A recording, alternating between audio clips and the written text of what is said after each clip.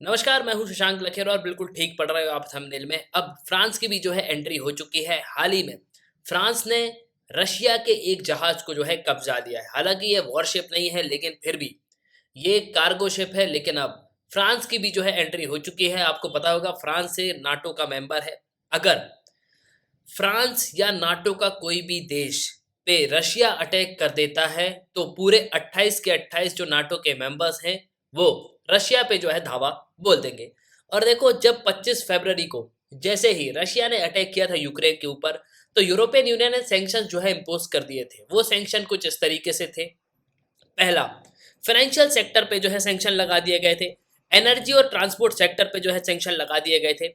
जो एयरक्राफ्ट के spare parts हैं वो समुद्री रास्ते के थ्रू जाएंगे या किसी देश से जो है मंगवाए जाते हैं। यूरोप का कोई देश जो है इन चीज़ों को सप्लाई नहीं करेगा।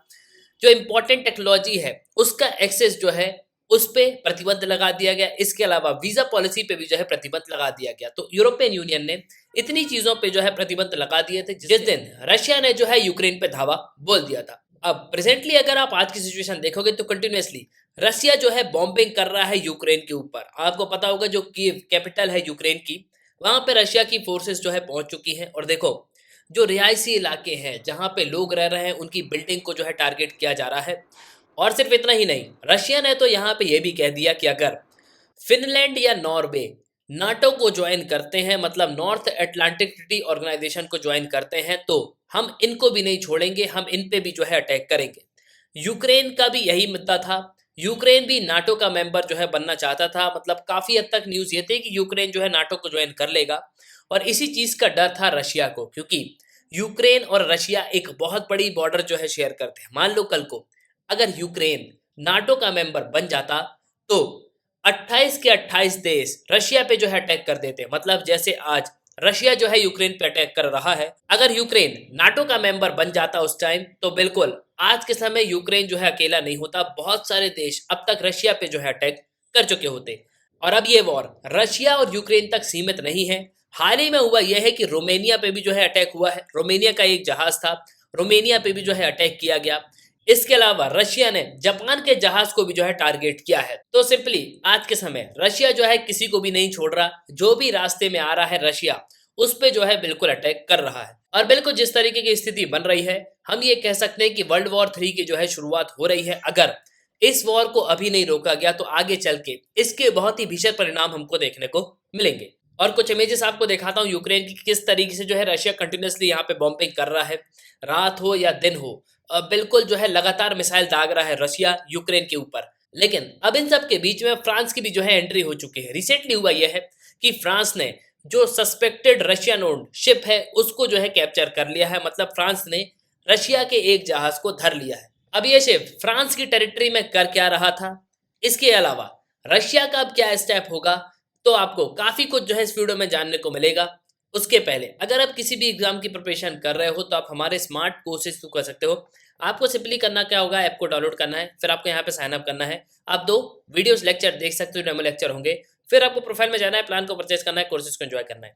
एक ही सब्सक्रिप्शन पे आप सभी कोर्स अवेल कर पाओगे। और आप यहाँ पे पीडीएफ भी जो है डाउनलोड कर सकते हो। इसके अलावा mmacademy.in यह हमारी वेबसाइट है।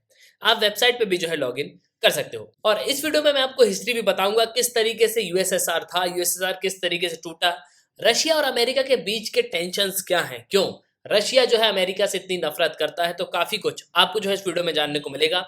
लेकिन मैं आपसे पूछूंगा एक सवाल, यूएसएसआर जो था, जिसको हम union of Soviet socialist Republic कहते हैं, ये कब फॉर्म किया गया था? ऑप्शन है 1921, 1922, 1923 और 1991। तो सही उत्तर कमेंट बॉक्स में कमेंट करना। वीडियो के अंत में मैं आपको आंसर जो है बिल्कुल प्रोवाइड करूंगा ही। नाउ फर्स्ट ऑफ ऑल तो ये मैप देख लो। आज के समय वर्ल्ड मैप में हमको यूएसएसआर जो है कुछ इस तरीके का देखने को मिलता है।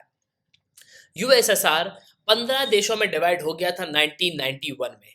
लेकिन जब यूएसएसआर एक था उस समय यूक्रेन भी जो है यूएसएसआर के अंडर में आता था। अजरबैजान आता था, कजाकिस्तान आता था, उज्बेकिस्तान आता था। इसके अलावा आर्मेनिया, जॉर्जिया, बेलारूस, ये सब जो है यूएसएसआर के पार्ट रहे हैं। लेकिन 1991 में, मतलब 1991 में जब सोवियत यूनियन टूटा, तो ये सब जो है 15 देशों में डिवाइड हो गए थे। और उस समय का जो यूएसएसआर है वो कुछ इस तरीके का हमको देखने को मिलता था, मतलब एक बहुत ही बड़ा एरिया था यूएसएसआर का। लेकिन यूएसएसआर के एंट्री के पहले जब वर्ल्ड वॉर टू चल रहा था, वर्ल्ड वॉर टू के खत्म होने के बाद अमेरिका और बहुत सारे जो यूरोपियन कंट्रीज हैं उन्होंने एक अलायंस को फॉर्म कर लिया। उसी अलायंस को हम नाटो कहते हैं, North Atlantic Treaty Organization. Basically ये नॉर्थ एटलांटिक अलायंस है, ये एक इंटर गवर्नमेंटल मिलिट्री अलायंस है जो कि 28 यूरोपियन देश के बीच में हुआ था।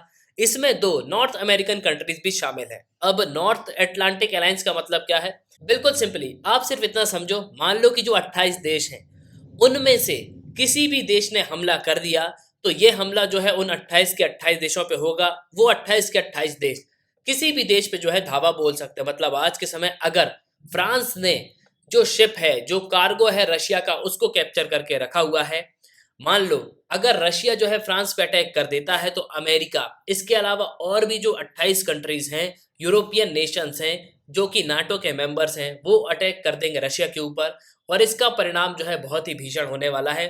ये बात तो हो गई नाटो की। लेकिन अगर हम आज प्रेजेंट की बात करें तो रिसेंटली हुआ ये है, ये आप एक कार्गो शिप देख सकते हो, ये रशिया का शिप था। ये बेसिकली फ्रांस से जो है यहाँ पे जा रहा था और फ्रांस की नेवी जो है उसने इसको इंटरसेप्ट कर लिया फ्रांस की बाउंड्री पे। तो इंग्लिश चैनल जो है, इंग्लिश चैनल आपको जो है फ्रांस और इंग्लैंड के पास देखने को मिलेगा।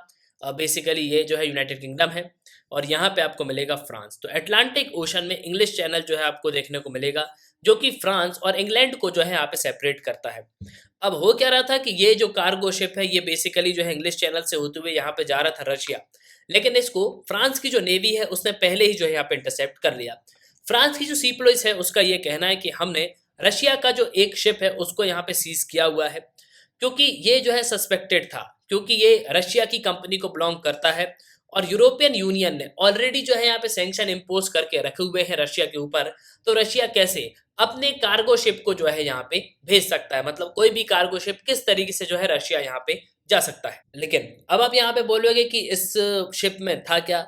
तो इस कार्गो वेसल में जो है कार्स थी, मतलब ये कार को जो है यहाँ पे ट्रांसपोर्ट कर रहे थे और ये जो सेंट पीटर्सबर्ग शहर है रशिया पे, वहां पे ये जाता। उसके पहले ही जो फ्रांस की नेवी है उसने इस वेसल को जो है धर लिया है और इसके बाद फ्रांस की सरकार ने यहाँ पे ये स्टेटमेंट दी है कि हमने ऑलरेडी जो है रशिया पे सैंक्शन इम्पोज करके रखे हुए हैं, मतलब यूरोपियन यूनियन ने जो है सैंक्शन इम्पोज करके रखे हुए हैं। तो रशिया कैसे जो है अपनी शिप्स को जो है यहाँ पे ट्रांसफर कर सकता है।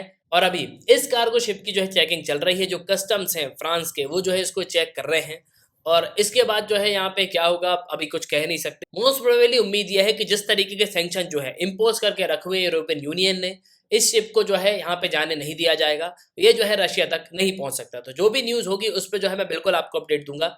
अभी के लिए इतना ही। इसी के साथ ये था इस वीडियो का, सुनने के लिए बहुत बहुत धन्यवाद। जय हिंद, जय भारत।